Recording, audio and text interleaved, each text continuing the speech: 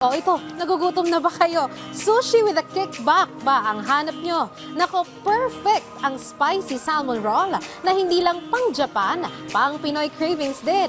Tara na makiluto sa another bida sa kusina recipe dito sa Sarap Pinoy. Para sa mga sushi lovers at foodies na naghahanap ng konting kick sa kanilang meal, today we're diving into a Japanese favorite with a spicy twist. Yan ay ang spicy salmon roll. Fresh salmon, sweet juicy mango at crunchy cucumber, all wrapped in soft sushi rice and nori. Pero ang highlight, the spicy mayo. Sakto at tamang anghang para ma-excite ang taste buds mo.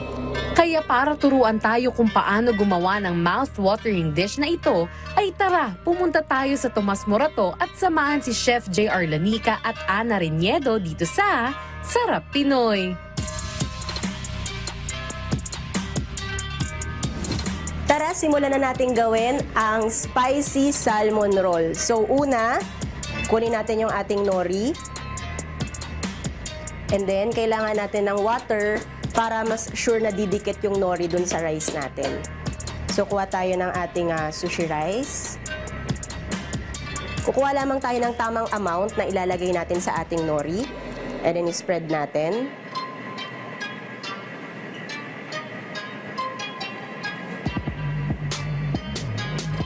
Then next, kunin natin yung pang-form natin. Ilalagay natin yan sa ilalim. Ayan. And then maglalagay na tayo ng ating mga ingredients. So una, yung ating kani.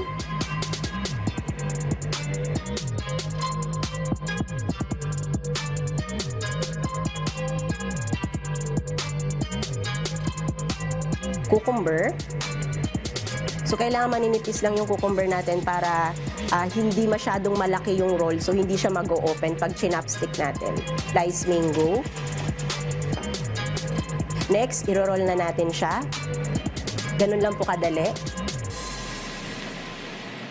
Ayan.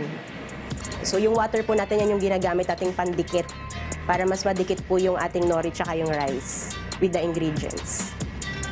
Matapos malagay lahat ng ingredients, ay sunod naman na hiwain into 8 pieces ang ating roll. Okay, so set aside na natin. And then next, mag-chop na tayo ng ating salmon. Okay, so ihalo na po natin yung ating spicy sauce. So yung ating pong spicy sauce, meron siyang sriracha, meron siyang sugar, may sesame oil, soy sauce, yes, and then mayonnaise. Para po medyo mas malapot yung sauce natin. Ilagyan na po natin ng ating onion leeks. So yan po, ilalagyan na natin ng ating tempura flakes. And then imimix lang po natin siya. And pwede na po natin siyang itapping po sa ating roll. Ayan, so itatap po natin siya kada roll.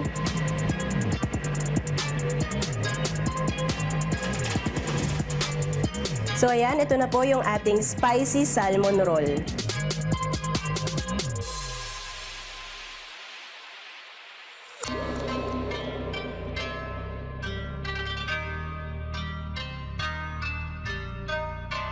So kung gusto mo ng sushi na may twist at panalo ang flavor, try the spicy salmon roll. Simple, tasty at sulit sa bawat bite.